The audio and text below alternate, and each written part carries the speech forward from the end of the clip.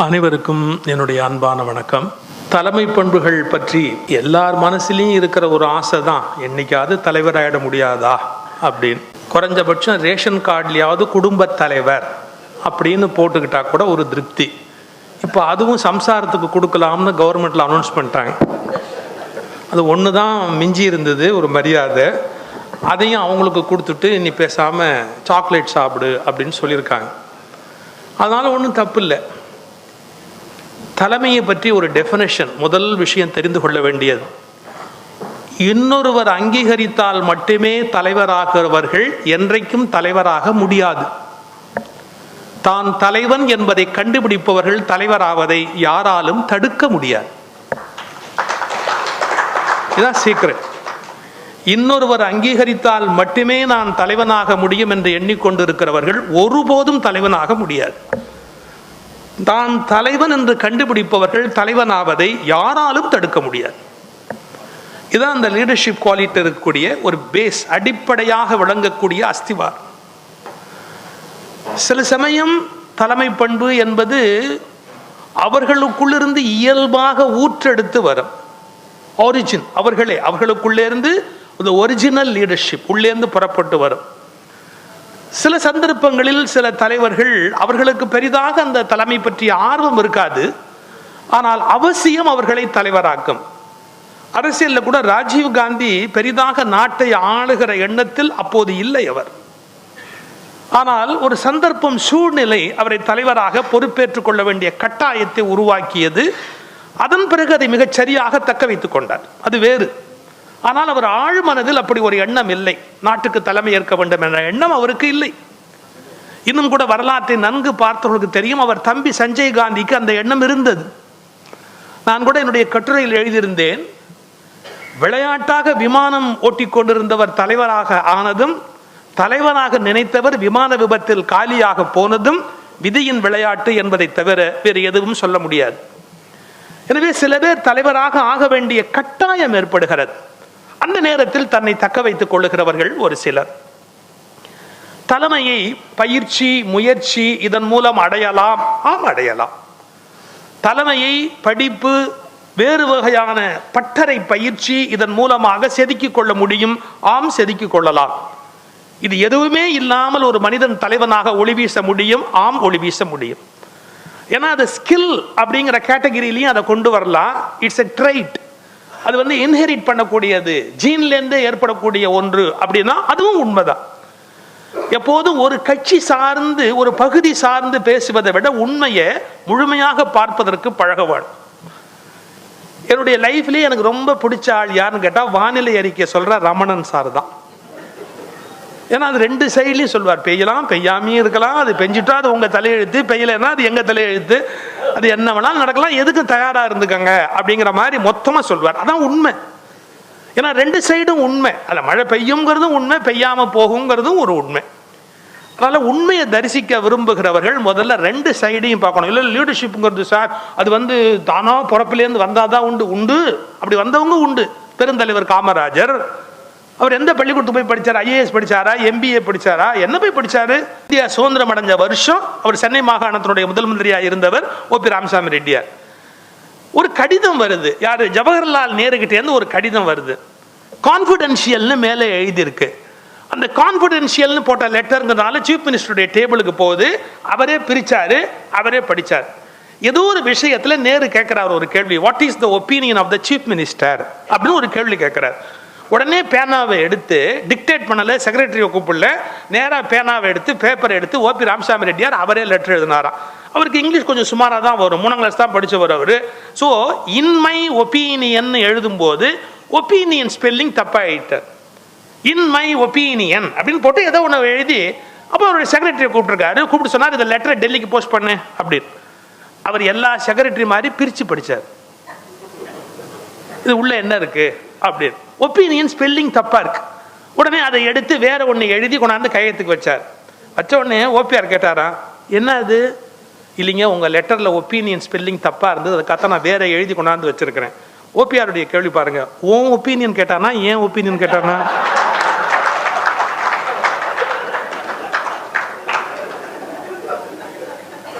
அவர் சொன்னாரு, யார் ஒப்பீனியனுக்கு ஸ்பெல்லிங் ஒன்று தானுங்களே. உன் ஒப்பீனியனுக்கு அது ஸ்பெல்லிங், என் ஒப்பீனியனுக்கு நான் எழுதுனதா ஸ்பெல்லிங். என் லெட்டரை டெல்லிக்கு போடு, உன் லெட்டரை குப்பையில போடு. Leadership quality. உன் லெட்டரை குப்பையில போடு, என் லெட்டரை டெல்லிக்கு போடு. செக்ரட்டரி எழுகிறாரு. அப்போ ஓபிஆர் பிடிவாதமான அகங்காரம் முடிச்சவர் இல்லை, பெருந்தன்மையான மனிதர் சொன்னார், என்ன எனக்கு இங்கிலீஷ் தெரியாது, எனக்கு இங்கிலீஷ் தெரியாதுங்கிறத நீ மறைக்கிற இல்ல, மறைச்சு டெல்லியில நேருக்கு எழுதும் போது எனக்கு இங்கிலீஷ் தெரிஞ்ச மாதிரி கரெக்டா நீ எழுதி அனுப்பலான்னு பாக்குற. ஒன்னு தெரிஞ்சுக்கோ, எனக்கு இங்கிலீஷ் தெரியாதுங்கிறது ஜவஹர்லால் நேருவுக்கு தெரியணும். அடுத்த வார்த்தை சார், ஒரு முதலமைச்சருக்கு என்ன தெரியாதுன்னு பிரதம மந்திரிக்கு தெரிஞ்சாதான் நாடு உருப்பிடும்பா. ஒரு முதலமைச்சருக்கு என்ன தெரியாதுங்கிறது பிரதம மந்திரிக்கு தெரிஞ்சாதான் நாடு உருப்பிடும். எனக்கு இங்கிலீஷ் தெரியாதுங்கிறது நேருவுக்கு தெரியட்டும், என் லெட்டரை தபால்ல போடு, உன் லெட்டரை குப்பையில போடு. என்ன ஒரு கன்விக்ஷன், அதுல ஒரு பெரிய உண்மை இருக்கு. இன்னைக்கு பெருவாரியான மக்கள் கஷ்டப்படுறதுக்கு என்ன காரணம் தெரியுங்களா? லீடர்ஷிப்புக்கு வரும்போது அவங்க படுற கஷ்டம் என்ன காரணம் தெரியுங்களா? நீயாக வெளிப்படு. சார், என்னுடைய ஒரிஜினல் பர்சனாலிட்டி என்னவோ அதுவா நான் வெளிப்பட்டா கடைசி வரைக்கும் என்னுடைய லீடர்ஷிப்பை நான் தக்க வச்சுக்க முடியும். நான் யாரோவாகவோ சித்தரிக்கப்பட்டால், ஒரு பிம்பம் எனக்கு உருவாக்கப்பட்டால், ஒரு பொய் ஆளுமை என் தலை மீது சுமத்தப்பட்டால், நான் யாராக இல்லையோ அவர்களாக மற்றவர்களுக்கு காட்டப்பட்டால் என் தலைமையை காப்பாற்றிக் கொள்வது என்பது வாழ்நாள் பிரச்சனையாக மாறிவிடும். நீயாக வெளிப்படு. சார், எனக்கு குடிக்கிற பழக்கம் உண்டா? நான் குடிக்கிறேன், முடிஞ்சு போச்சு. எனக்கு முன்கோபம் வருமா? வரும். இப்ப இதெல்லாம் மாற்றி ஒரு பொய் பிம்பத்தை நீங்க சிருஷ்டிக்க விரும்பினீங்க அப்படின்னா, பொய் பிம்பத்தோடு நீண்ட காலம் ஒரு தலைமையை கொண்டு செலுத்த முடியாது. உன் உண்மை பிம்பத்தோடு யாரால் தலைவனாக இருக்க முடியுமோ அவன் தான் அந்த தலைமையை நீண்ட நாளைக்கு காப்பாற்ற முடியும். இதுக்கப்புறம் நீ அக்செப்ட் பண்றியா? நான் அந்த லீடர்ஷிப்பை மெயின்டைன் பண்றேன், நீ அக்செப்ட் பண்ணலையா, அதை பத்தி கவலை கிடையாது. இது என்ன குறிப்பு அப்படின்னு கேட்டா, தான் தானாக வெளிப்பட வேண்டியது தலைமைக்கு இருக்க வேண்டிய இன்னொரு ஆச்சரியமான ஒரு குணம். ஒவ்வொருவருடைய தலைமைக்கு ஒவ்வொரு விதமான சிறப்பு இருக்கிறது, பெருமை இருக்கிறது. முதல்ல என்ன பண்ணாங்க, தியரிட்டிக்கலா எடுத்துக்கிட்டா ஒரு லீடர்ஷிப் அப்படிங்கிறது ஆட்டோகிராட்டிக்கா இருக்க முடியும், கன்சல்டேட்டிவா இருக்க முடியும், பியூர்லி டெமோக்ராட்டிக்கா இருக்க முடியும், ஒரு மிஷனரி டைப். மிஷனரி அதாவது மிஷனரி. இப்ப தெரசா ஒரு லீடர் தான், பட் ஒரு மிஷனரி டைப். பகவான் ராமகிருஷ்ணர் ஒரு லீடர் தான், ஒரு மிஷனரி டைப். சுவாமி விவேகானந்தர் ஒரு லீடர் தான். ராமகிருஷ்ணா மடத்துல ஃபர்ஸ்ட் பிரசிடென்ட் மகாராஜா அவர் வேற ஒருத்தர் தான் நியமிச்சார். விவேகானந்தர் தான் பிரசிடென்ட் உட்காரவே இல்லை, வேற ஒருவர் பிரசிடென்ட் உட்காந்து வைக்கிறார். ஆனா ராமகிருஷ்ண மட்டோடைய முழு வளர்ச்சிக்கு அவர் தான் காரணமா இருக்கிறார். ஏன்னா அவரை மைனஸ் பண்ணிட்டு, அவரை நீங்க ஒதுக்கி விட்டு வேறு ஒரு வகையில் அந்த அந்த மடத்தினுடைய தலைமையை நீங்க நினைச்சு கூட பார்க்க முடியாது. இதுல நான் இது கொஞ்சம் டீவியேட் பண்ணி ஒரு செய்தி சொல்லிட்டு போறேன். ஒரு தலைவனை யாராலும் மறைக்க முடியாது. நீங்க எதை வேணாலும் ஒளிச்சு வைக்க முடியும், ஆனா இயல்புல இருக்கிற ஒரு தலைவனை யாராலுமே மறைக்க முடியாது. இப்ப அந்த இடத்துல 4 பேர் உட்கார்ந்துருக்கலாம், 4 பேர்ல வேற யார் வேணாலும் உட்கார்ந்துருக்கலாம், ஆனா நிஜமான தலைவன் தலைவனா தான் எப்பவுமே ஏங்கிட்டே இருப்பான். இதுக்கு ஒரு அழகான கதை உண்டு. பீர்பால் கதையில ஒரு கதை உண்டு. பீர்பால் அறிவாளியா இல்லையான்னு கண்டுபிடிக்கிறதுக்காக வேற ஒரு அரசர்கிட்ட போய் பார்த்துட்டு பேசிட்டு வர சொல்லி அரசர் அனுப்பிச்சு வச்சாராம். இந்த பீர்பால் அங்க போன உடனே அந்த அரசன் என்ன சொன்னா, இந்த பீர்பால் அறிவாளியா இல்லையான்னு கொஞ்சம் கண்டுபிடிக்கணும்டா, அதனால நான் ஒரு காரியம் பண்றேன், நான் மந்திரிங்களுக்குள்ள வரிசையில உட்காந்துக்கிறேன், உங்கள ஒரு ஆளை நான் உட்காந்துக்கிறேன், வேற ஒரு பையனை சும்மாவாது அரசர் மாதிரி வேஷம் போட்டு சிம்மாசனத்துல உட்காந்து வைப்போம், உட்காந்து வச்சுட்டு இந்த பீர்பால் வந்த உடனே என்ன பண்றான் அப்படின்னு பார்ப்போம் அப்படின்னு ஒரு முடிவு பண்ணாங்களாம். பீர்பால் சபைக்குள்ள நுழைஞ்சு எல்லாரையும் ஒரு பார்வை பார்த்துட்டு, இந்த அமைச்சர்களுக்குள்ள ஒரு ஆளா உட்கார்ந்து இருக்கிற இந்த அரசர்கிட்ட நேரா போய் வணக்கம் சொல்லிட்டு கொண்டு வந்த செய்தியை கையில கொடுத்தாராம். அந்த அரசர் ஷாக் ஆகிட்டு கேட்டாராம், நீ எப்படி இதை கண்டுபிடிச்ச? நான் இங்க சாதாரண ஒரு ஆளா தானே உட்கார்ந்து இருக்கிறேன், அது அரசர்னு வேற ஒருத்தரங்க உட்கார்ந்து இருக்கிறாரு, அப்படி இருக்கும்போது நீ எப்படி என்ன நீ அரசர்னு கண்டுபிடிச்சேன்? இந்த சபையில அவன் உட்பட எல்லாரும் உங்களையே தான் பார்த்துக்கிட்டு இருக்கிறான்.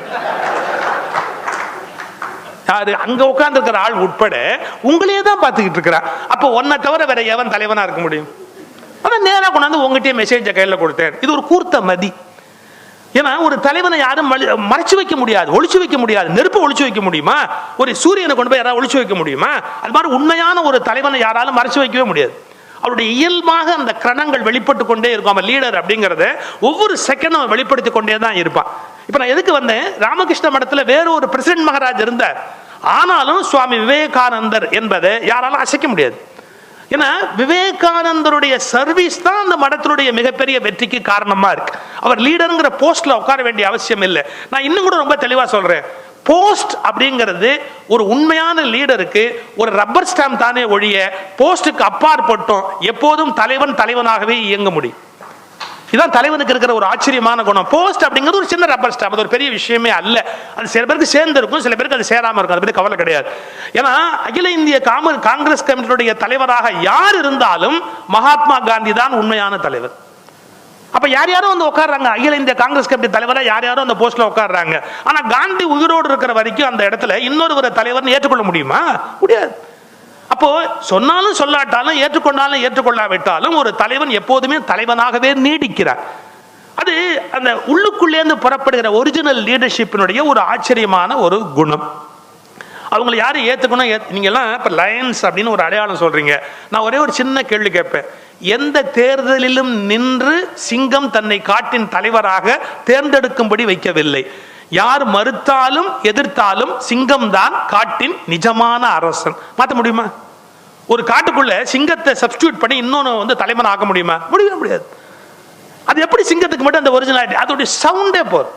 அது நின்ன ஒரு இடத்துல இருந்து ஒரு சவுண்டு விடும், கர்ஜனைன்னு பேர். அதுக்கு முன்னாடி எல்லாம் சைலண்ட் ஆயிடும், அவ்வளவுதான். அந்த இயல்பிலேயே அது எப்போதுமே அந்த காட்டுக்குரிய தலைவனாகவே இருக்கு. ஒரு 50 கிலோமீட்டர் ரேடியஸ் தன் கண்ட்ரோல்ல வச்சிருக்கும். பல பேர் ஒரு வார்த்தை சொல்றாங்க, சார் அது தவறு. சினிமா படத்துல ஒரு வசனம் வந்தது, அப்பட்டமான புழுகு, அது சிங்கம் சிங்களா வரும், மற்றதெல்லாம் அது அத மாதிரி அசட்டுத்தனமான வசனம் உலகத்திலே கிடையாது. எந்த சிங்கமும் சிங்களா வராது. நீங்க நல்ல நேஷனல் ஜியோகிராபி சேனல் போய் பாருங்க, அதுங்களும் குரூப்பா தான் அழகு, அதுங்களும் குரூப்பா தான் அழகு. ஆனா அரிமாக்களுக்கு சந்தோஷமான விஷயம், ஆம்பளை சிங்கம் எந்த வேலையுமே செய்யாது, பொம்பளை சிங்கம் தான் படாத பாடுபட்டு சாப்பாடு கொண்டாந்து கொடுத்து, அப்புறமா இதுங்கெல்லாம் தின்னது போக மிச்சம் இருந்தா தின்னுபிட்டு குட்டிகளை எல்லாம் பாதுகாத்து. அரிமாவுடைய ஒரிஜினல் அரிமாவே அப்படிதான். அங்க எல்லாம் வரும், உட்காந்து சௌக்கியமா லைன் சாப்பிட்டு அது பாட்டு பேசாம போயிட்டே இருக்கும். எல்லாம் இந்த பெண் சிங்கங்கள் தான் வேலை செய்யும். ஆனா என்னன்னா இந்த ஆண் சிங்கத்தோட தலைமை இல்லாம அந்த குரூப்பை மெயின்டைன் பண்ண முடியாது. அதுக்கு ஒரே ஒரு வேலை, வெளியிலேருந்து எதிரி வந்தா மட்டும்தான் இந்த ஆண் சிங்கம் உண்மையில அங்க தேவைப்படுது அப்படிங்கிற அந்த அடையாளத்தை நிரூபிச்சுக்கிட்டே இருக்கும். ஒருவேளை எதிரின்னு ஒண்ணு இல்லாம போனா இந்த சிங்கத்தோட தலைமையே இல்லாம கூட போயிடும். அந்த எதிரி வரும்போது ஏஞ்சி நின்று ஃபைட் பண்றதுக்கு ஒரு ஆள் வேணும். அதெல்லாம் இந்த ஆண் சிங்கம் செய்யும். ஆனா இயல்புல அதனுடைய லீடர்ஷிப்பை யாரும் கொஸ்டின் பண்ண முடியாது. யாராவது போய் ஒன்றை தவிர வேற யாராவது, ஏன் இந்த நாள் கொஞ்ச நாளைக்கு புலி எங்க நாங்க காட்டுக்கு அரசனை ஆக்குறமே, நிறைய ஆக்குறேன், நத்திங் டூயிங். அது இருக்கிற வரைக்கும் அங்க வேற யாரையும் ஆக்க முடியாது. ஏன்னா அது தான் ஒரிஜினலா அடைந்து கொள்ளுகிறது, அந்த எல்லையை தானே வகுக்கிறது. சார் ஒரு சின்ன குறிப்பு இருக்கு.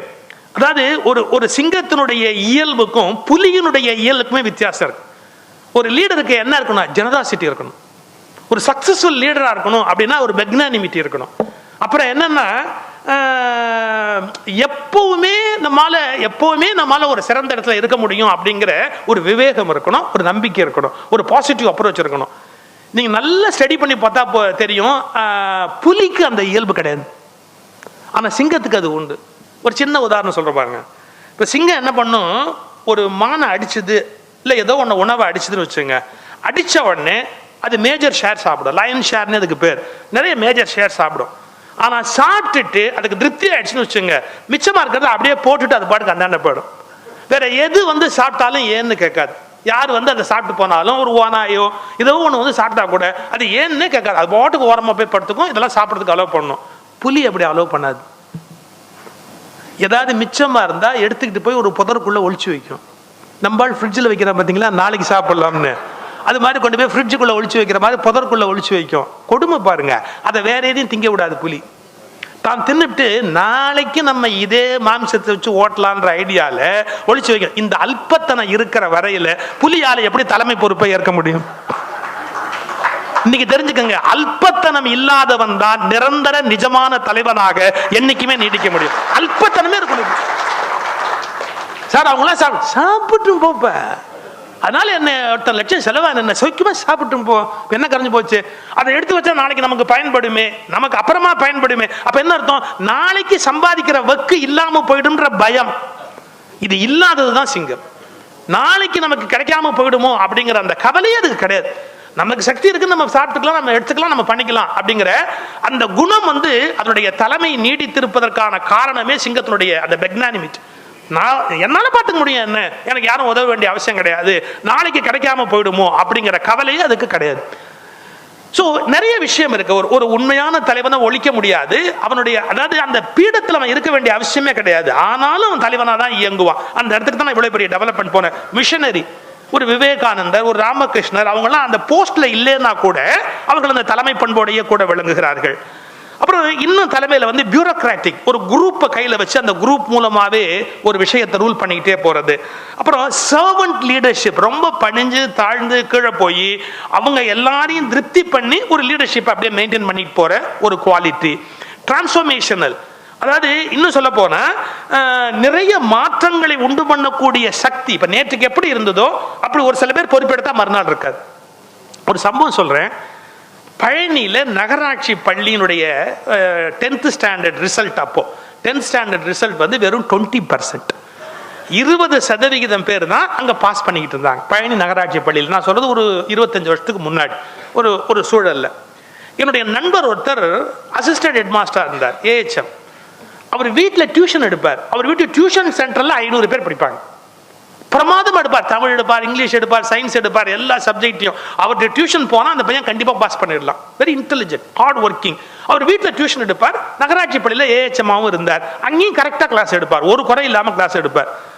ஆனால் என்னாச்சு, அந்த நகராட்சி பள்ளியினுடைய மாணவருடைய படிப்பு கீழே போய் 20% தான் 10th ரிசல்ட். அப்போ மாநகராட்சி சேர்மனாக இருந்தவர் கொஞ்சம் கவலைப்பட்டார். என்ன மாநகராட்சி பள்ளிக்கு இவ்வளோ மோசமான, நகராட்சி பள்ளிக்கு இவ்வளோ பெரிய மரியாதை கம்மியாக இருக்கேன்னு இவரை கூப்பிட்டு சொன்னாரு, நீ பள்ளிக்கூடத்தை சார்ஜ் எடுத்துக்கிறியா? அப்ப HM போஸ்ட் வேக்கண்டா, நான் உன்னை இன்சார்ஜ்னு போடுறேன், நீ அந்த பள்ளிக்கூடத்தை பார்த்துக்கிறியா? ஒரே ஒரு பதில் தான் சொன்னார், நான் என்ன பண்ணாலும் அப்புறம் நீங்க தலையிடக்கூடாது. நான் சேர்மன், நான் உட்காந்தாச்சு, HM போஸ்ட்ல போய் உட்காந்தாச்சுன்னா நான் என்ன பண்ணாலும் நீங்க அதுக்கப்புறம் தலையிடக்கூடாது.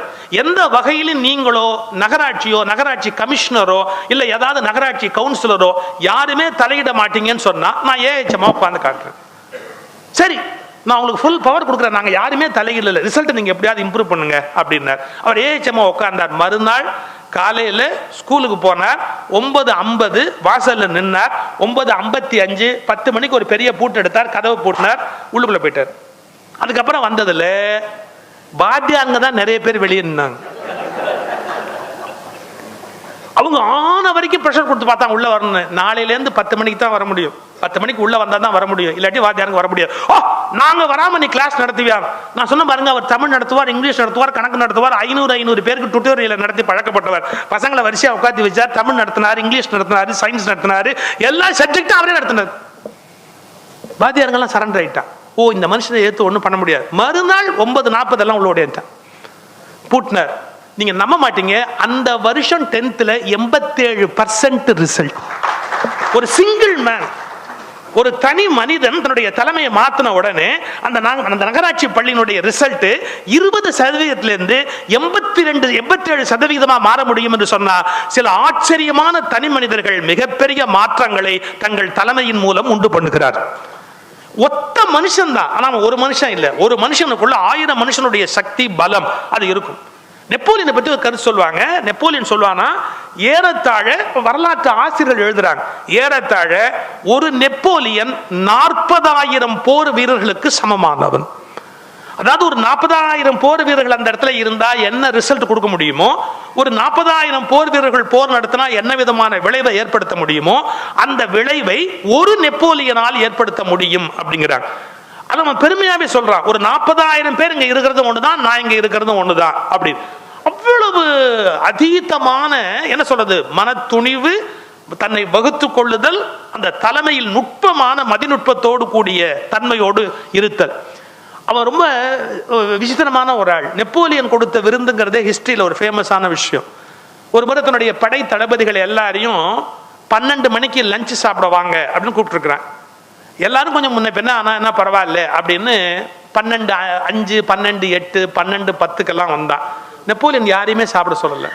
அவன் பாட்டுக்கு ஒரு டேபிள், அவனுக்கு அதெல்லாம் பரிமாறுறாங்க, அவன் பாட்டுக்கு சாப்பிட்றான். எல்லாரும் நின்று வேடிக்கை பார்த்துட்டே இருக்காங்க. சாப்பிட்டு முடிஞ்சா நேராக கையை கழுவுனா, வாங்க விருந்து முடிஞ்சது போலாம். ஏன் நீ 12க்கு வரல இல்ல? ஸோ அவனுக்குன்னு ஒரு வித்தியாசமான ஒரு குணம், அந்த குணம் அவனை உன்னதமான ஒரு தலைவனா நிறுத்துச்சு. ஆனா அதுல ஒரு சிக்கல் இருக்கு. இந்த மாதிரியாக உருவாகிற தலைவர்களுக்கு பிறகு அவர்கள் வெற்றிடத்தை வேறு யாராலும் நிரப்ப முடியாது. இப்போ சத்யசாய் பாபா அவ்வளவு பெரிய மிஷன் கொண்டு வந்தாரு. அவருக்கு அப்புறம் 1000 பம்ப் பண்ணாலும் அந்த இடத்தை அவர் மாதிரி இன்னொருத்தர் நிரப்ப முடியாது. அது உணரணும். அதாவது நாம இருக்கிற காலத்திலேயே நமக்கு அப்புறமா ஒரு 5 பேர் ஒரு 10 பேர் இதை எடுத்து கொண்டு செலுத்த, அதுல ஒரே ஆள் வெற்றி பெற்றவர் யாருன்னு கேட்டா சுவாமி விவேகானந்தர் மட்டும் தன் நிறுவனத்தை தன் மறைவுக்கு பிறகும் வெற்றிகரமாக நடத்தக்கூடிய வகையில கொண்டு போனார். அதுக்கு ஒரு துறவு மனமும் இருக்கணும். எப்படின்னு கேட்டா நான் தான் அந்த உலகத்துல பெரிய மனுஷனா இருக்கணும், எனக்கு அப்புறம் யாருமே இருக்கக்கூடாது அப்படிங்கிற தாட் இருக்கக்கூடாது. எனக்கு அடுத்த சில பேர் எப்படின்னா அவர் லீடர் அப்படின்னா அதுக்கப்புறம் 2, 3, 4 கிடையாது, 10,001 தான். அப்புறம் 10,002 தான் எண்ணிட்டே போகணும். அது சரியா இருக்குமா? நான் லீடர்னு சொன்னா 1ன்னா 2 இருக்கணும் அந்த இடத்துக்குள்ள, 2க்கு அப்புறம் 3 இருக்கணும். அப்பதான் அந்த இயக்கத்தை தொடர்ந்து கொண்டு செலுத்த முடியும். எனக்கு அடுத்தாப்புல ஒரு ஆள் இருக்கிறத என்னால சகிக்கவே முடியாது அப்படின்னா அவர்களுக்கு பிறகு அந்த இயக்கங்கள் வீணா போகும். நெப்போலியனை பத்தி ஒரு செய்தி சொல்றேன் பாருங்க. அவனுக்கு லீடர்ஷிப்ல ஒரு உன்னதமான வித்தியாசம், பட் ஆட்டோகிராட்டிக். அவன் என்ன சொல்றானோ அதை எல்லாரும் கேட்டான், யாரும் மீற முடியாது. ஒரு தடவை அவங்கிட்ட ஒருத்தன் கேள்வி கேட்கிறான், இப்போ நீ ஒரு ரூல் வச்சிருக்கிற, ஒரு ஆட்சி நடத்திட்டு இருக்கிற, what is the law of this land அப்படின்னு கேட்டான். இந்த நாட்டின் சட்டம் என்ன? What is the law of this land? டெமோக்ரஸின்னு சொல்லணும், இல்லாட்டி பார்லிமெண்ட்ரின்னு சொல்லணும், இல்ல மோனார்க் அப்படின்னு சொல்லணும், ஏதாவது ஒன்று சொல்லணும் இல்ல. What is the law of this land? அவன் ரிப்ளை என்ன தெரியுங்களா? ஐ ஆம் தி லா. ஐ ஆம் தி லா. என்ன நான் என்ன சொன்ன சட்டம்? ஐ ஆம் தி லா. மறக்காதீங்க, ஹிஸ்டரியில அவ்வளவு பெரிய இடத்துல இருந்தவன் நெப்போலியன். அவனுடைய டெத் எப்படி இருந்தது? ஒரு தீவில் சராசரியா பைத்தியக்காரனா இருந்து செத்துப்பான். அவன் தான் அரசன் என்ற முறையில் போட்டிருந்த கோட்டை கயட்ட மாட்டேன்ட்டான். அதே கிழிஞ்சு போன கோட்டை போட்டிருந்தான். அவன் நடந்த சம்பவம், அவனுக்கு ஒரு மருத்துவர் துணைக்கு நிற்கிறாரு, ஒரு வாக்கிங் போறான், ஒரு வயல்வெளியில நடந்து வாக்கிங் கூட்டிட்டு போறாரு. எதிர்த்தாப்புல ஒரு அம்மா தண்ணி எடுத்துக்கிட்டு வந்தா. தண்ணி எடுத்துட்டு வந்தவன் அந்த வரப்புல நடந்து வந்தோடனே நெப்போலியனுக்கு பழைய ஞாபகம். நான் வரும்போது ஒருத்தர் வழி அப்படி குறுக்க வராளேங்கிறதுக்கா விலகு அப்படின்னா, போட நீ பெரிய பெரிய மனுஷன போட, நான் தண்ணியோட வரேன், நீ தான் இறங்கணும், என்னால இறங்க முடியாது, இறங்குடா அப்படின்னா நெப்போலியனை பார்த்து. அவனுக்கு அது வரையில தான் சக்கரவர்த்திங்கிற அந்த எண்ணம் அப்படியே இருந்தது. முதல்லாம் ஒரு பொண்ணு தன்னை இப்படி கேவலமா பேச முடியுங்கிறத அவனால தாங்க முடியல நெப்போலியனால். சார் அவ்வளவு பெரிய ஐ ஆம் தி லா ஆஃப் திஸ் லேண்ட் அப்படின்னு சொன்னவன் கடைசி காலத்துல ஒரு பைத்தியக்கார மாதிரி இருந்து செத்து போனான் நெப்போலியன். சோ லீடர்ஷிப்ல எப்படி தெரியுங்களா? பிறரை வெல்லுவது மட்டும் தலைமை அல்ல, தான் நிம்மதியாக இந்த உலகத்தில் வாழ்வதும் அந்த நிம்மதியோடு விடைபெறுவதும் தான் மிகச்சரியான ஒரு தலைமையாக இருக்க முடியும். ஒரு மன உறுத்தல் இருக்கக்கூடாது, ஒரு மன வருத்தம் இருக்கக்கூடாது, ஒரு விதமான ஒரு குற்ற உணர்வு இருக்கக்கூடாது. அப்படி விடைபெறுகிற போது அந்த லீடர்ஷிப் மிகச்சிறந்த தலைமையாக இந்த உலகத்தில் கொண்டாடப்படுகிறது. இப்போ ஒபாமா பிரசிடென்ட்ல இருந்து வெளியே போறாரு, எவ்வளவு ஈஸியா அவர் பாட்டுக்கு போறாரு. எலெக்ஷன் வேற வழி இல்லைங்கிறது உண்மைதான். ஆனாலும் கூட அவர் அதை அவ்வளவு ஈஸியா எடுத்துக்கிட்டு அவ்வளவு சுலபமா, அவருக்கு ஒரு லீடர்னு சொன்னா சில திருகள் இருக்கும் சில பேருக்கு. 10 பேருக்கு மத்தியில் இருக்கும்போது அது எதுவுமே இல்லாத ஒரு லேட்டஸ்ட் லீடர் வந்து ஒபாமா.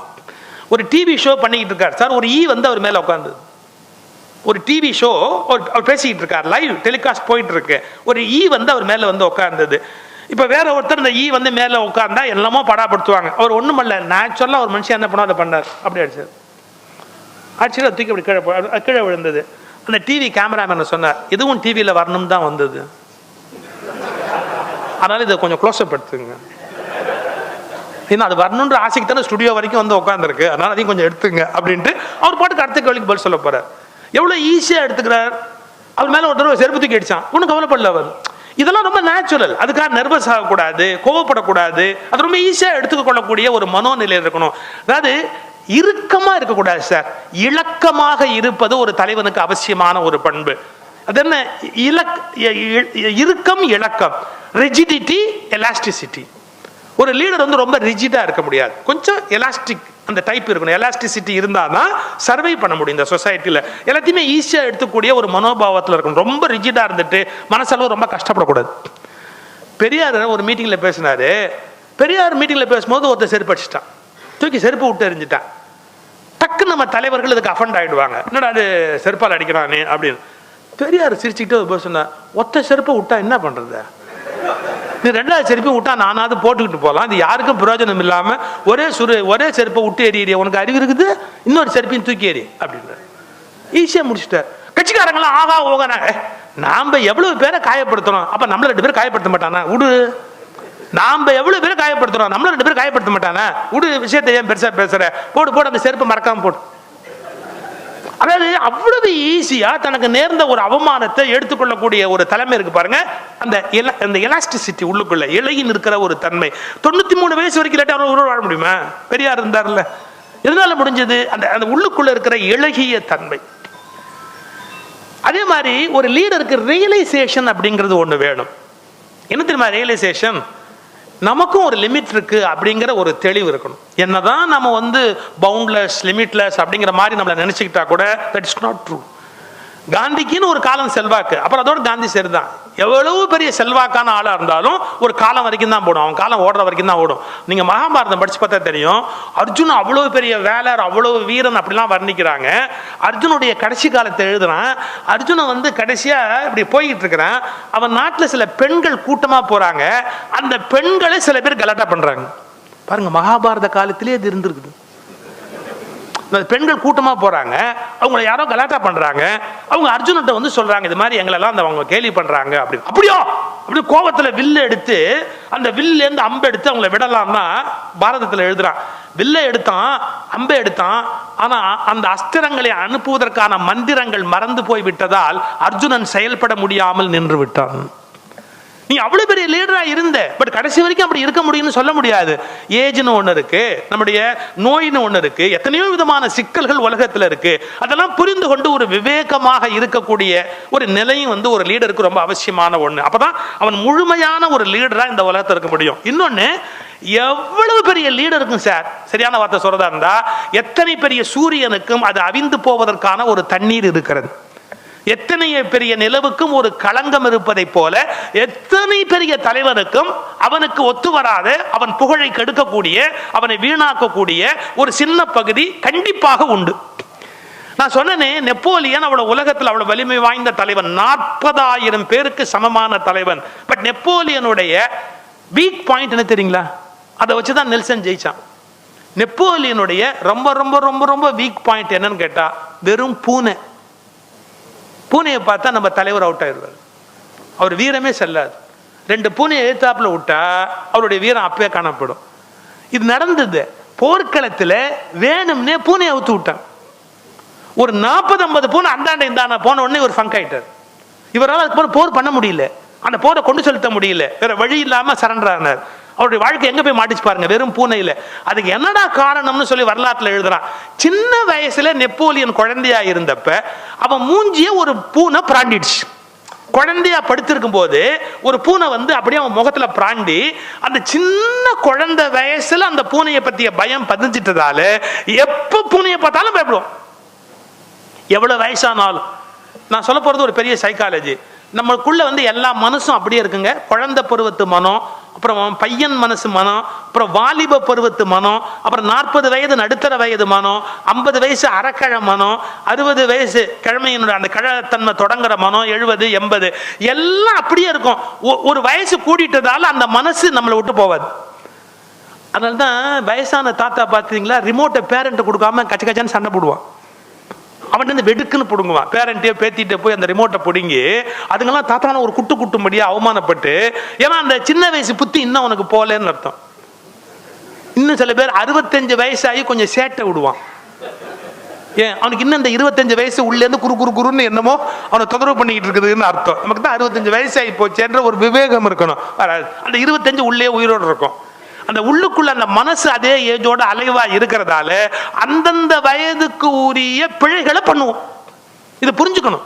அப்ப நமக்குள்ள அவ்வளவு பெரிய வீரனா இருந்த நெப்போலியனுக்குள்ள அவ்வளவு சாதாரணமான ஒரு பயம். ஒரு பூனையை பார்த்தா அவனால தாங்க முடியாது, மேற்கொண்டு அவனால போர் செய்ய முடியாது.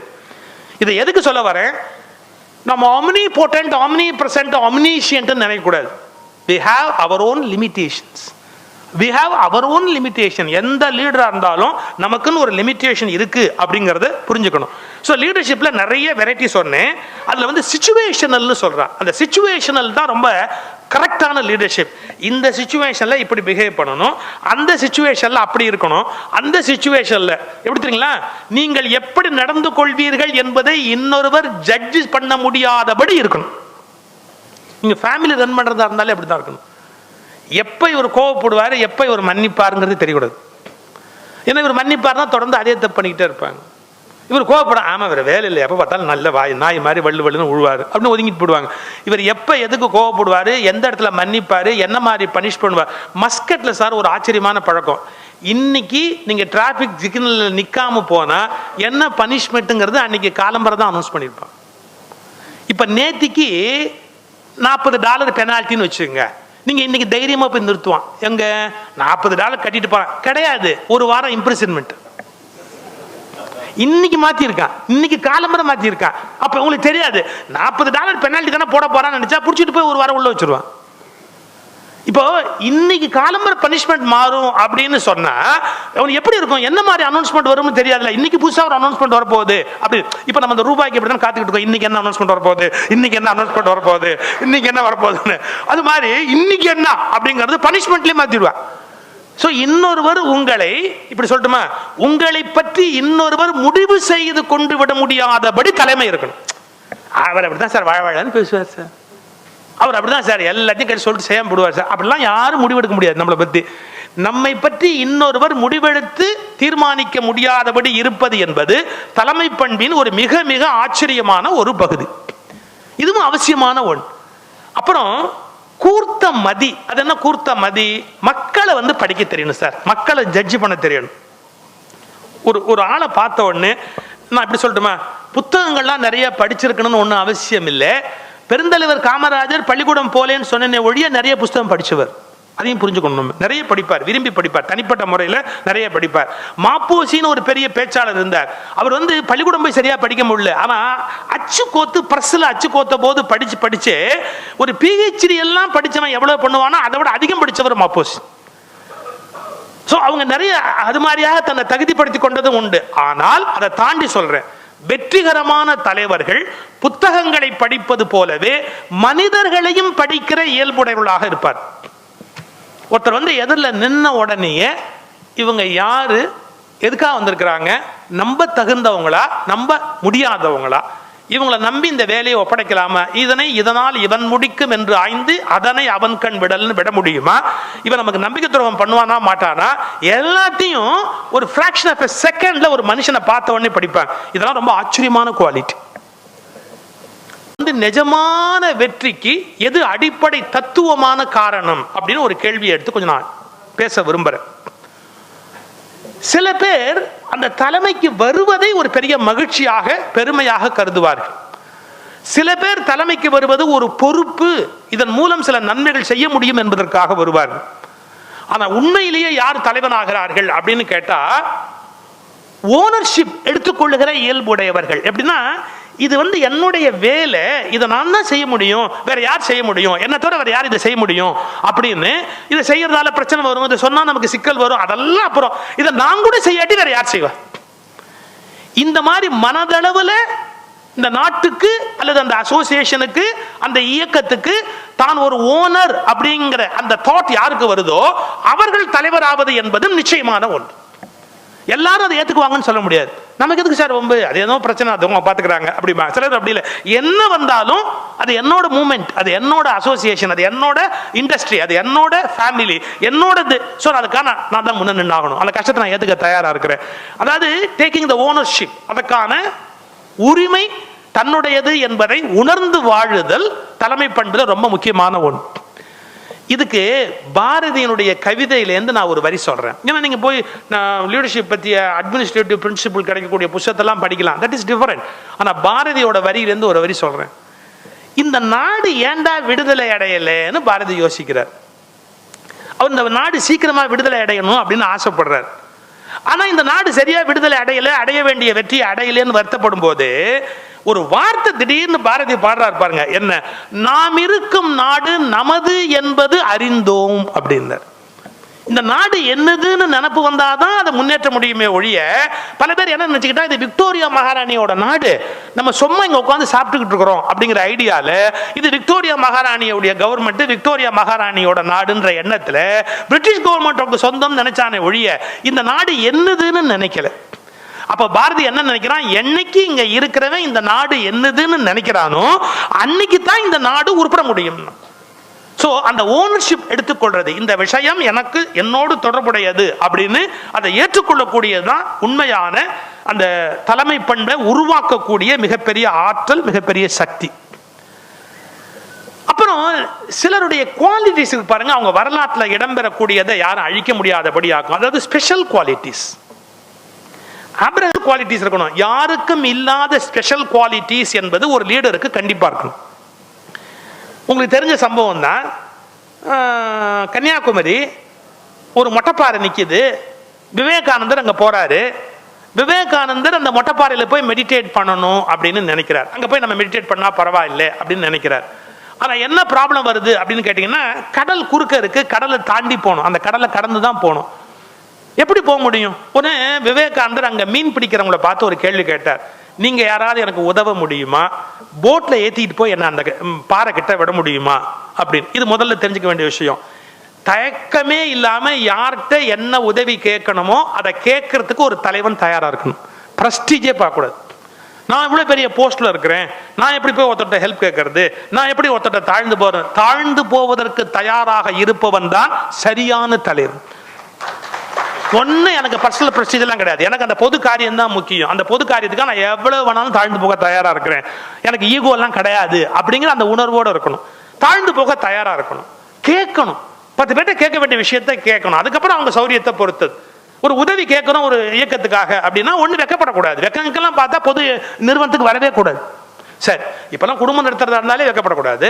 அப்புறம் போஸ்ட்டுக்கு வரும்போது எப்படி வெக்கப்பட்டா அப்புறம் எப்படி வாழ முடியும்? சரி, அதை விடுங்க.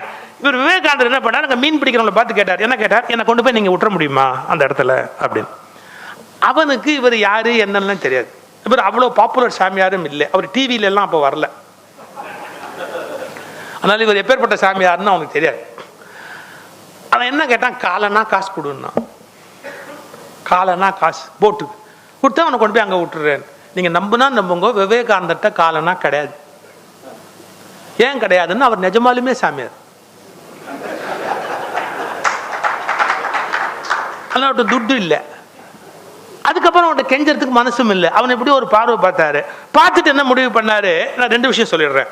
அது ஏன் சார் கடலுக்குள்ள ஒரு மொட்டைப்பாறை இருக்கு, இங்க மெடிடேட் பண்ணா போறாதா, அங்க போய் பண்ணணும் ஏன் தோணணும்? ஒரு தலைவனுக்கான இலக்கணம் என்ன தெரியுங்களா? யாருக்கும் தோன்றாதது எவனுக்கு தோன்றுகிறதோ அவன் தான் தலைவனாக முடியும்.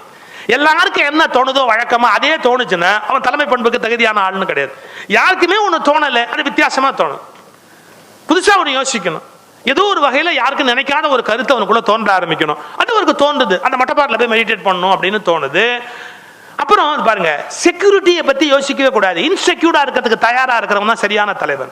எப்படிங்க, அந்த மொட்டைப்பாறையில ஒளியறதுக்கு இடம் கிடையாது, தண்ணி கிடையாது, குடிக்கிறதுக்கு சாப்பாடு கிடைக்காது, இதெல்லாம் யோசிக்கிறதுக்கு தயாரா இல்லை. நாங்க போய் மெடிடேட் பண்ணா பண்ணணும், அதுக்கு அது கிடைக்குமா, இது கிடைக்குமா, இன்னது கிடைக்குமா, அதெல்லாம் யோசிக்கிட்டு தான் நீ அந்த காரியத்தை செய்ய முடியாது. போகணும், அவ்வளவு. அந்த கேட்டாரு, அவன் காலெல்லாம் காசு இருந்தா கொண்டு போய் விடுறேன்னா. அவன் எப்படி பார்த்தாரு, ஒரே செகண்ட் டக்குன்னு தண்ணிக்குள்ள குதிச்சாரு. அவர் பாட்டுக்கு நீந்தினாரு, நேராக போய் மொட்டைப்பாறையில் உட்கார்ந்தாரு. 48 hours மெடிடேட் பண்ணார். இல்லை என்ன தெரியுது தெரியுங்களா? நமக்கு சமூகம் உதவ வேண்டும் என்று நினைப்பது தவறு இல்லை. சமூகம் உதவாத போதும் தான் நினைத்ததை எவன் செய்கிறானோ அவன்தான் சரியான தலைவனாக இருக்க முடியும். சொசைட்டி ஒத்துக்கா சார்னா வெண்டக்காப்புற நீ என்ன தலைவன்? நீ சொல்றத சொசைட்டியை ஒத்துக்க வைக்கணுமே ஒழிய இதெல்லாம் சொசைட்டி ஒத்துக்காது நீ பயப்படுற ஆளா இருந்தா நீ எப்படி அதுக்கு தலைமை தாங்க முடியும்? தலை தகவல்களை உடம்பில் இருந்து பெற்றாலும் முடிவை அதுதான் எடுக்கிறது. அதுபோல் நம்மை சார்ந்த சமூகம் தகவல்களை தரலாம், ஆனால் முடிவை தலைவன் தான் எடுக்க வேண்டுமே ஒழிய மற்றவர் எடுக்கிற முடிவுகளுக்கு கட்டுப்பட்டு கொண்டு இருக்கக்கூடாது. இதெல்லாம் ஒரு தலைமைக்கு தேவையான ஒரு ஆச்சரியமான குணம் அல்லது ஆச்சரியமான ஒரு தன்மை. அப்புறம் இன்னொன்று சார், தலைமையை பற்றி நமக்கு இன்னொரு அபிப்பிராயம் இருக்கு. என்ன, அவங்க இறங்கி எந்த வேலையும் செய்யக்கூடாது, அப்படியே மேலே சொஃபிஸ்டிகேட்டடா ரொம்ப அப்படியே எந்த விதத்திலையும் தான் உடல் உழைப்போ ஒரு அவசியம்னாலோ தன்னுடைய பொசிஷனை விட்டு கீழே வரக்கூடாது. அதுவும் ஒரு நல்ல தலைமை இல்லை. நான் எல்லாம் சொல்லும் போதும் ஒரு இன்சிடென்ட் சொல்றேன், அனெக்டோட் சொல்றேன். ஏன்னா வெறும் தாட்ஸா நான் சொல்லிட்டு போனா மனசுல ஞாபகம் வச்சுக்கிறது கஷ்டம். இன்சிடென்ட்டா நான் சொல்லிட்டேன்னா அதை மறக்க முடியாது. அதுக்காக 2 இணைச்சு சொல்லிட்டு போறேன். இதுவும் அமெரிக்காவில் நடந்த ஒரு சம்பவம் தான். ஒரு 4-5 சிப்பாய்கள் ஒரு மர உத்தரத்தை அடுக்கிட்டு இருக்காங்க. நிமித்தி மேலே வைக்கணும்னு கஷ்டப்படுறாங்க. மர உத்தரத்தை முடியல, அவங்களால் வெயிட் இழுக்குது. அப்போ அங்கே ஒரு சூப்பர்வைசர் நின்றுக்கிட்டு அவங்களை மிரட்டிக்கிட்டு இருக்கான். நேரம் படி, ரைட்டில் படி, அப்படி படி மிரட்டிக்கிட்டே இருந்தான். அவனும் பிடிச்சா ஒரே நிமிஷத்தில் வேலை முடிஞ்சு போயிடும். அவன் செய்ய மாட்டேங்கிறான், வெறும் இன்ஸ்ட்ரக்ஷன் மட்டுமே கொடுக்குறான். ஒரு கை அவன் பிடிச்சா போகிறோம், பிடிக்க மாட்டேங்கிறான் சார். அப்போ குதிரையில் ஒரு ஆள் வந்தான், இப்படி எட்டி பார்த்தான். இந்த சூப்பர்வைசர் பார்த்தா, ஏன் நீங்கள் பிடிக்க மாட்டீங்களோ, அவங்க கஷ்டப்படுறாங்க, ஏன் நீங்கள் அதை தொட்டு பிடிச்சா வீணாக போயிடுமோ, பிடிக்க மாட்டீங்களோ. நான் சூப்பர்வைசர் நான் சூப்பர்வைஸ் தான் பண்ணணும், என்னால் வேலையெல்லாம் செய்ய முடியாது, நான் சூப்பர்வைசர், எனக்கு ரேங்க் இல்லையா, நான் செய்ய முடியாது. அப்படிங்களா? குதிரையை விட்டு அவன் இறங்கினா, அவன் உத்தரத்தை பிடிச்சான், நிறுத்த விடத்தில் நிறுத்தினான், நிறுத்தி திரும்பி குதிரையில் ஏறும்போது சொன்னால், உனக்கு இது மாதிரி எப்போ ஹெல்ப் வேணாலும் என்னை கூப்பிடு, நான் வந்து செய்கிறேன். நீங்கள் யாருன்னா, நான் தான் உன் தளபதி ஜார்ஜ் வாஷிங்டன், ஆனால் நீ எப்போ வேணாலும் என்னை கூப்பிடு, நான் வந்து காரியத்தை செய்கிறேன். அப்போ இவன் செய்ய மாட்டேங்கிறான், அவனுக்கு மேலே இருக்கும், தான் அந்த வேலையை செய்ய தயாராக இருக்கான். இதே சம்பவம் தமிழ்நாட்டில் நடந்ததுங்க. சென்ட்ரல் பிரிட்ஜ் இருக்குல்ல, அந்த சென்ட்ரல் பிரிட்ஜுக்கிட்ட ஒரு பெரிய மனுஷனோட கார் போகுது. அந்த சென்ட்ரல் பிரிட்ஜுக்கிட்ட இப்படி அந்த பெரிய மனுஷன் கார் போகுது. ஒருத்தர் கட்ட வண்டி இழுத்துட்டு போனான். கட்ட வண்டி அந்த பிரிட்ஜில் இழுக்க முடியுமா? இந்த வண்டி பின்னாடி சரிய ஆரம்பிச்சது. நிறுத்து வண்டி அப்படியே நிறுத்திட்டு, கார் அப்படியே நிறுத்திட்டு டபக்குன்னு இறங்கி போய் பின்னால் அப்படி பிடிச்சி அந்த வண்டி கீழே விழாதபடி தள்ளினான். அப்போது முதலமைச்சராக இருந்த பெருந்தலைவர் காமராஜ் நிறுத்து அப்படி காரை விட்டு இறங்கி அப்படியே கபக்குன்னு ஓடி போய் அந்த வண்டி அப்படி பின்னாடி பிடிச்சி அந்த வண்டி கீழே போகாத நிறுத்தி இழு முன்னாடி இழு அப்படின்னு தள்ளி விட்டுட்டு அப்புறம் வந்து காரில் ஏறி உட்கார்ந்தார். எல்லாரும் கேட்டாங்க, நீங்கள் யார்ட்டையா சொல்லப்படாதா, நீங்கள் ஏன் அதை செய்யணும்? அவர் சொன்ன வார்த்தை, நான் விருதுநகரில் வளர்ந்தவங்கிறேன், கட்ட வண்டி இழுக்கிறது எவ்வளோ கஷ்டம்னு எனக்கு தெரியும். கட்ட வண்டி சரிவில் கீழே போகும்போது அந்த மேலே இழுக்கிறது எவ்வளோ கஷ்டம்னு எனக்கு தெரியும். சார் இதெல்லாம் சில ஆச்சரியமான குவாலிட்டி. நான் இன்னொரு சம்பவம் படித்தேன். இந்திய சீனா யுத்தம் முடிஞ்சதுக்கு அப்புறம் நம்ம இந்தியா வந்து வீக்காக இருக்குது மிலிட்ரியிலன்னு கண்டுபிடிச்சாங்க. சீனா யுத்தத்தில் சீனா தான் வின் பண்ணிட்டு போனான், நம்ம ஒன்றும் பண்ண முடியல, நம்மளால் எதிர்க்க முடியல. அப்போ நேரு ரொம்ப ஃபீல் பண்ணார், நம்ம வந்து சீன யுத்தத்தை சரியாக ஹேண்டில் பண்ணல அப்படின்னு ரொம்ப வருத்தப்பட்டார். அப்போ காமராஜர்கிட்ட பேசிகிட்டு இருக்கிறார். உங்களுக்கு என்ன ப்ராப்ளம்னு கேட்குறாரு காமராஜர். அப்போ சொல்கிறாரு, நமக்கு ஆர்ம்ஸ் அண்ட் அம்யூனிஷன்ஸ் பத்தாது, அமெரிக்காலேருந்து தான் வாங்கணும், பட் அதுக்குரிய ஃபண்டு நம்மக்கிட்ட இல்லை, அதை நம்ம கொண்டு வந்தால் தான் உடனே நம்ம வந்து நம்முடைய ஆர்மியை ஸ்ட்ரெங்தன் பண்ண முடியும். இதில் என்ன விஷயம், அமெரிக்காவில் வாங்க வேண்டியது தானே, எல்லாத்தையும் நிறுத்திவிட்டு பணத்தை போட்டு வாங்க வேண்டியது தானே அப்படி. அதுக்கு நேரு சொன்னார், நம்ம வாங்கிட்டோம், ஆனால் அங்கேருந்து இங்கே ஷிப்மெண்ட் பண்ண முடியல. ஏன்னா முதல்ல அங்கேருந்து வெளியே அனுப்புறதுக்கே ஒரு கேரண்டி கேட்குறான், என்ன பணம் கொடுக்கல, ஒரு கேரண்டி கேட்குறான். அமெரிக்காவில் இருக்கிற ஏதாவது ஒரு பேங்க்கு கேரண்டி கொடுத்தா அங்கேருந்து ஆர்ம்ஸ் அண்ட் அம்யூனிஷன்ஸ் இந்தியாவுக்கு அனுப்ப தயாராக இருக்கிறான். அமெரிக்காவில் இருக்கிற எந்த பேங்க்கும் இந்தியாவுக்கு கேரண்டி கொடுக்க தயாராக இல்லை. சார் இது எவ்வளோ பெரிய இஷ்யூ சார் அது. அமெரிக்காவில் இருக்கிற எந்த பேங்க்கும் இந்தியன் கவர்மெண்ட்டை நம்பி ஒரு கேரண்டி கொடுக்க தயாராக இல்லை அப்படின்னு. காமராஜர் ரொம்ப சாதாரண ஒரு லாங்குவேஜில் கேட்டாராம், அவன் கடை இங்கே எதுவும் இருக்காங்கிறேன். யாரு? அமெரிக்காக்காரன் கடை இந்தியாவுக்குள்ளே இருக்கா அப்படின்னு. அவன் கடை எதுவும் இங்கே இருக்காங்கிறேன். நேரு யோசிச்சுட்டு சொன்னாராம், இருக்கு, அமெரிக்கன் எக்ஸ்பிரஸ் பேங்க் இருக்குல்ல, பேங்க்லாம் இருக்கு அமெரிக்கன் எக்ஸ்பிரஸ்னா, அதை மூட சொல்லு, அது இங்கே மூட சொல்லு. அமெரிக்கன் எக்ஸ்பிரஸ் மூட சொன்னா அது இன்டர்நேஷனல் ப்ராப்ளமா என்னமோ ஆயிட்டு போகுது. காமராஜ் சொன்ன வார்த்தை, நமக்கு உதவலைன்னா அவன் என்ன இங்க கடை வச்சு வியாபாரம் பண்றது, அவன் கடையை மூட சொல்லு.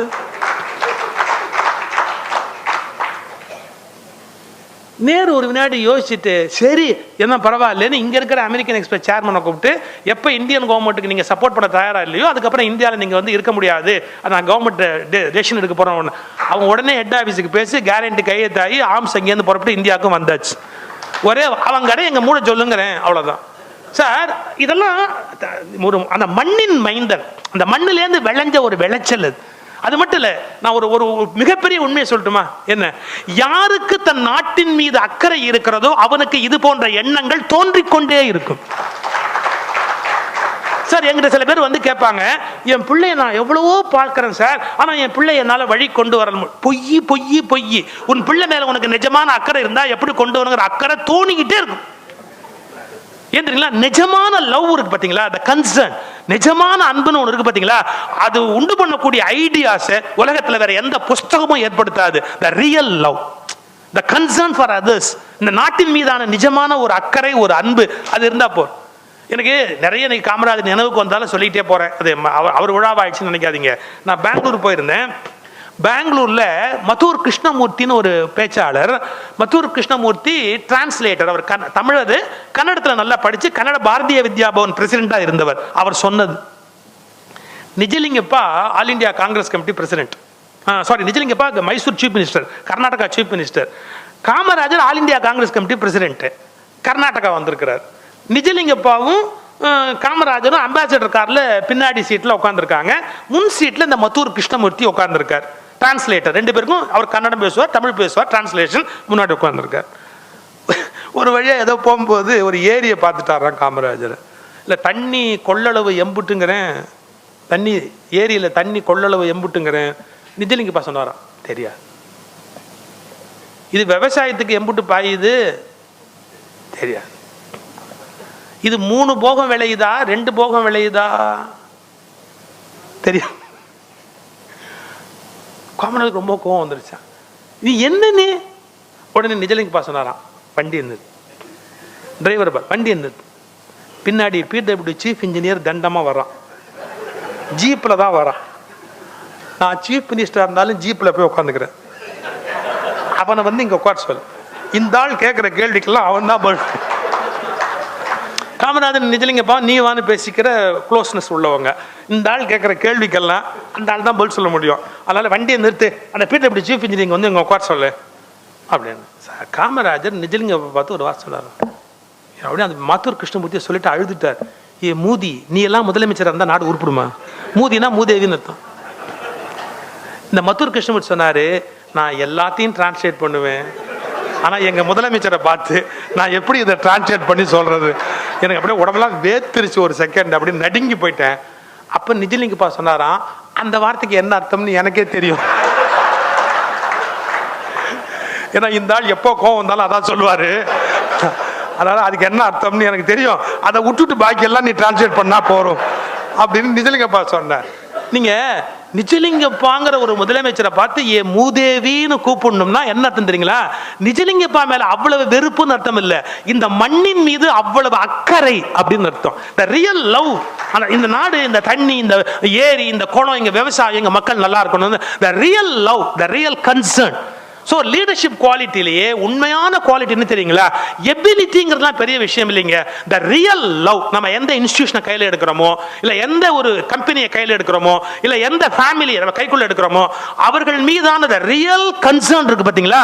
அது கொடுக்கக்கூடிய எல்லையற்ற சக்தி, எல்லையற்ற அறிவு இந்த உலகத்தில் வேற எதுவுமே கொடுக்க முடியாது. இதெல்லாம் லீடர்ஷிப் குவாலிட்டிஸ் உடைய ஆச்சரியமான பலவிதமான பிளவுகள். ஒன்னே ஒன்று சொல்லி மட்டும் நான் முடிச்சிடுறேன். ஒரு ரியல் லீடர் எப்படி இருக்கணும்? பாஸ்ன்னு ஒரு வார்த்தை இருக்கு, உங்களுக்கு லீடர் அப்படின்னு ஒரு வார்த்தை இருக்கு. லீடருக்கும் பாஸுக்கும் என்னடா வித்தியாசம்? நீங்க படிச்சிருப்பீங்க கண்டிப்பா. லீடருக்கும் பாஸுக்கு என்ன வித்தியாசம்னா, பாஸ் எதையுமே கமாண்ட் பண்ணி சொல்றவன், லீடர் எதையுமே சஜஸ்ட் பண்ற மாதிரி சொல்றோம். நம்ம குழந்தைங்களுக்கு கூட இப்படி பண்ணலாமா, இன்னைக்கு நம்ம வந்து ஞாயிற்றுக்கிழமை எல்லாம் வெளியில போகலாமா, எல்லாரும் ஒரு 9 மணிக்குள்ள குளிச்சுட்டு வந்து கார்ல ஏறிடலாமா, அப்புறம் லேட்டானா கஷ்டப்படும்ல, எல்லாரும் வந்துடலாமா, எல்லாரும் வந்துடலாமா, வந்துடலாமா, அதாவது சஜஷன் மாதிரி அந்த குழந்தைங்களுக்கு அதை சொல்றது. மரியாதையா எல்லாரும் 9க்குள்ள குளிச்சுட்டு வரணும். அப்பனை அவமானப்படுத்துறதுக்கு தான் வீட்டுல பிள்ளைங்களே பிறக்குது, வேற எதுக்கு பிறக்குது? அது என்ன இவன் சொன்னா நம்ம கேட்கணுமா? நம்ம எதுக்கு அப்படி 9:30 போகலாம், 10க்கு போகலாம், இன்னும் ரொம்ப கேட்டா வேணும்னா நீ போப்பா, நான் வரலப்பா, நான் வீட்லயே இருக்கிறேன், அதான் ஃப்ரிட்ஜுக்குள்ள தான் 3 மாசத்து சாப்பாடு இருக்குல்ல, நான் ஏன் வெளியில வரணும், ஏதாவது வேணா சுட வச்சு சாப்பிட்டுக்கிறேன், டிவி இருக்கு, நான் பாட்டு பார்த்துக்கிறேன், போ நீ. அது சில பிள்ளைங்க சொல்லணும், நீயும் பொண்டாட்டியமா போயிட்டு வாங்க, யார் அம்மாவை, நீயும் பொண்டாட்டியமா வெளியே போயிட்டு வாங்க, ஜாலியாக எங்க வேணாலும் போயிட்டு வாங்க, நான் இங்கேயே இருந்துக்கிறேன் அப்படின்னு. சார் அந்த குழந்தைங்களுக்கு என்ன பண்ணணும்? முதல்லயே அவங்க அந்த முடிவுக்கு ஒரு முடியா பண்ணணும். சார் ஒரு உண்மையான லீடர் முடிவை தான் மேலிருந்து திணிப்பது போல் திணிக்க கூடாது, அவர்கள் அதை ஏற்றுக்கொண்டது போல் அவர்களை விட்டு சொல்ல வைக்கணும். ராமாயணத்துல ஒரு காட்சி வருது சார், விபீஷணன் ஒருத்தன் வந்து சரண்டர் ஆகிறதுக்கு வர்றான். அந்த விபீஷணன் சரண்டராக வரும்போது எல்லாரும் அகைன்ஸ்டா இருக்காங்க. யாரு? சுக்ரீவன் ஒரு ஆள், ராமனுடைய லெப்டினன்ட். அவன் சொல்றான், அண்ணனை விட்டுட்டு இப்ப வர்றான், இவன் நம்ப கூடாது அப்படிங்கிறான். அவனே அப்படி வந்தவன் தான். அவங்க அண்ணன் வாலியை விட்டுட்டு ராமன் கிட்ட வந்தவன். அவன் சொல்றான், இவன் அண்ணனை விட்டுட்டு இப்ப வர்றான், இவனை நம்ப கூடாது அப்படி. எல்லாரும் அகைன்ஸ்டா இருக்காங்க சார். ராமனுக்கு விபீஷணனை சேர்த்துக்கணும்னு நினைப்பு, ஆனா அவனுடைய டீம் பாருங்க, யாருமே சேர்த்துக்கூடாதுன்றான், உள்ளேயே விடக்கூடாது, உள்ளேயே விடக்கூடாது அப்படிங்கிறா. இப்போ இவங்க ஏற்றுக்கொள்ளும்படியா வைக்கணும், தான் திணிக்க கூடாது, கமாண்ட் பண்ணி உத்தரவு போடக்கூடாது. தலைவன் எப்பவுமே உத்தரவு போடக்கூடாது. அவன் என்ன பண்றான் பாருங்க, அனுமனை இப்படி பார்த்துட்டு, இங்க இருக்கிறதுலயே பெரிய அறிவாளி அனுமன், அவனை கேட்போம். இங்க இருக்கிறதுலயே பெரிய அறிவாளி அனுமன். அப்ப என்ன அர்த்தம்? இவனுங்க எல்லாம் சொல்லாததை நீ சொல்லுன்னு அர்த்தம். இங்க இருக்கிறதுலயே பெரிய அறிவாளி அனுமன். அதனால அவனை கேட்போம், நீ என்ன நினைக்கிறப்பா? அது மட்டும் இல்லை, அவன் தான் அங்கே போய் இலங்கைக்குள்ளேயே போய் விபீஷனை பார்த்துட்டு வந்தவன். அதனால அவன் சொன்னா அது கரெக்டாக கூட இருக்கும். நீ என்னப்பா நினைக்கிற அப்படின்னு அவன் பாருங்க, இப்ப லீடர் என்ன நினைக்கிறாருன்னு கண்டுபிடிச்சிட்டான். உடனே அவன் சொன்னா, நான் இலங்கையில எல்லாருமே போய் பார்த்தேன், பார்த்ததுலயே இவன் ஒருத்தன் தான் யோகியன். ரெண்டு, ஒரு மனுஷன் நல்லவனா கெட்டவனாங்கிறத முகம் காட்டும், முகத்திலையும் கண்ணு காட்டும். நான் இவன் முகத்தையும் பார்த்திருக்கிறேன், கண்ணையும் பார்த்திருக்கிறேன், அதுல வஞ்சனை இல்லை, பதுங்கல் இல்லை. அது மட்டும் இல்ல, நீ ஒரு பெரிய நோபல் லீடர், உங்ககிட்ட ஒருத்த சரணாகதின்னு கிட்டக்க வந்தா அவனை வேண்டான்னு சொல்றது உன் கௌரவத்துக்கு சரியா இருக்காது. நம்ம காலில் ஒருத்தன் விழாதான், என் காலில் விழாத வெளியே போன்னு சொல்றது சரியா இருக்காது. ஸோ உன் கௌரவத்தை பார்த்தா கூட நீ இவனை சேர்த்துக்க வேண்டியதுதான். இப்ப இவ்வளவு பேர் எதிர்த்து நின்னாங்களா, இவன் ஒருத்தனை பேச விட்டானா, கன்க்ளூஷன் ராமன் கொடுத்தான் பாருங்க. அதான் அந்த கம்பனுடைய வார்த்தை ரொம்ப டாப். என்ன? இவனை சேர்த்துக் கொள்ள வேண்டும் என்று எல்லோரும் தெரிவித்ததால் இப்போ பொய்யா திணிக்கல, இவன் சொல்ல சொல்ல அவங்க கன்வின்ஸ் ஆயிட்டாங்க. இவன் சொல்ல சொல்ல அவங்க மனசு சேஞ்ச் ஆயிடுச்சு. அவங்க எல்லாருமே மைண்ட் லெவல்ல அக்செப்ட் பண்ண உடனே, as per your instruction I am taking him, உங்கள் முடிவின்படி நான் அவனை சேர்த்துக் கொள்கிறேன். தலைவன் என்பவன் உத்தரவுகளை பிறப்பிப்பவன் அல்ல, உடன் இருப்பவர்களை தான் நம்புவதை ஏற்றுக்கொள்ள வைப்பவன் தான் சிறந்த தலைவனாக இருக்க முடியுமே ஒழிய கமாண்ட் பாஸ் பண்ணிக்கிட்டே இருந்தா போறார். That is a difference between leader and boss.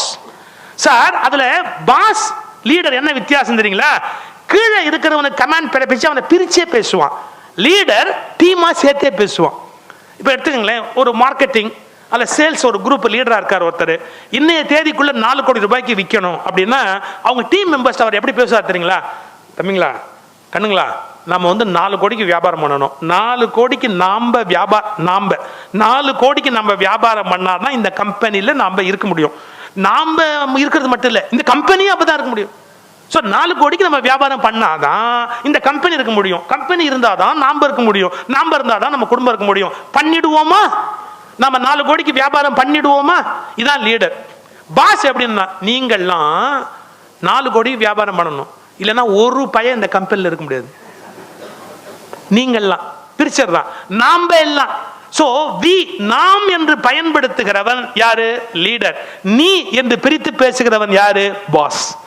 Leader என்னைக்குமே ஃபெயிலியர் ஆகிறது இல்லை, ஆனா பாஸ் ஃபெயிலியர் ஆகிறதுக்கு சான்ஸ் இருக்குன்னு. சோ ஒரு லீடர் எப்படி இருக்கணும், ஒரு பாஸ் எப்படி இருக்கணும்? அது ஒரு தப்பு நடந்து போச்சுன்னு வச்சுங்களேன், ஏதோ ஒரு மிஸ்டேக் நடந்து போச்சு, attitude of the leader and attitude of the boss எப்படிங்கிறா. பாஸ் என்ன பண்ணுவானா, ஒரு தப்பு நடந்த உடனே யாருப்பா அதுக்கெல்லாம் காரணம், யாரு இது, அவனை சஸ்பெண்ட் பண்ண முதல்ல, அவன் மேல ஆக்ஷன் எடு. யாரு தப்புக்கு காரணம்னு கேட்பது பாஸோட ஆட்டிடியூட். லீடர் எப்படி கேட்பான்னா, தப்பு எப்படிப்பா நடந்தது? இந்த எப்படி பார்க்கும் யாருக்கு என்ன வித்தியாசம்? யாரும் இங்க தப்புன்னு இன்ட்ரெஸ்ட் வரப்போறது இல்ல, ஆனா எதனாலையும் இங்க தப்பு நடந்து போச்சு, நான் நபரை குத்தம் சொல்ல விரும்பல, எதனால தப்பு நடந்ததுன்னு கண்டுபிடிங்க. இதான் லீடரோட ஆட்டிடியூட். யார் தவறுக்கு காரணம் என்று கேட்பது பாஸோட ஆட்டிடியூட், எது தவறுக்கு காரணம் என்று கேட்பது லீடருடைய ஆட்டிடியூட். இது அந்த ராமன்ங்கிற கேரக்டர் மேல கம்பன் அப்படியே ஏற்றி வைக்கிறான், அந்த லீடருடைய குவாலிட்டி எப்படின்னு. இதுக்கு ஒரு உதாரணம் சொல்லிட்டுங்களா? தசரதர் ராஜ்யம் இல்லைங்கிறாரு, பரதன் கோவப்படுறான், சண்டைக்கு வர, லட்சுமணன் கோவப்படுறான், சண்டைக்கு வரான். அப்ப ராமனுடைய பேச்சை எழுதுறான். நதியில தண்ணி இல்லைன்னா நதியின் பிழை என்று நரும் புனல் இன்மை, கைகேயி காரணம் நினைக்காது, அவள் மதியின் பிழை என்று. பரதன் காரணம் நினைக்காது, அவள் மகன் பிழை என்று. அப்ப என்ன காரணம்னு கேட்டான், விதியின் பிழை. தப்பு நடக்கக்கூடாதுன்னு நடந்து போச்சுரா. ஏன், நம்ம அம்மா எவ்வளவு நல்லவ கைகேயி, அவ அப்படி நடப்பாளா, பரதன் அப்படி நடப்பானா, நம்ம அப்பா அப்படி நடப்பானா, அப்ப நடக்கக்கூடாது ஏதோ ஒன்று நடந்து போச்சுன்னு சொன்னா அதுக்கெல்லாம் காரணம் விதி. பாருங்க, தவறு எப்படி நடந்ததுன்னு தான் ராமர் பேசுறாரே ஒழிய யாரால் நடந்ததுன்னு பேசல. நீங்களே ஒரு டீமை கடைசி வரைக்கும் கொண்டு போகணும்னு ஆசைப்பட்டா தப்பு யாரால அப்படின்னு கேட்காம தப்பு எங்க நடந்ததுன்னு கண்டுபிடிக்கிற ஆட்டிடியூட வளர்த்துக்கிட்டா ஒரு டீம், ஒரு குரூப் அதை கடைசி வரைக்கும் நம்மளால கொண்டு போக முடியும். இப்படி லீடர்ஷிப் குவாலிட்டிஸ்ல நூற்றுக்கணக்கான விஷயங்கள் தெரிந்து கொள்வதற்குரிய செய்திகள் இருக்கின்றன.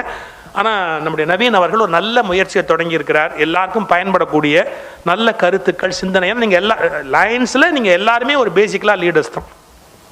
ஏதோ ஒரு வகையில் சொசைட்டியில் லீட் பண்ணுறவங்க, ஒரு நல்ல காரியத்தை லீட் பண்ணுறவங்க, ஒரு இன்ஸ்டிடியூஷனல் லீட் பண்ணுறவங்க. அதில் லீடர்ஸுக்கு ரொம்ப முக்கியமான விஷயம் அப்படின்னு கேட்டால் பேசுகிற திறமை ரொம்ப கரெக்டாக இருக்கும். தவறி எங்கேயாவது நம்ம தப்பாக உளறிட்டோம்னா முடிஞ்சு போச்சு. ஏதாவது ஒன்று தப்பாக சொல்லிட்டோம்னா அதனுடைய விளைவு ரொம்ப மோசமாக போயிடும்.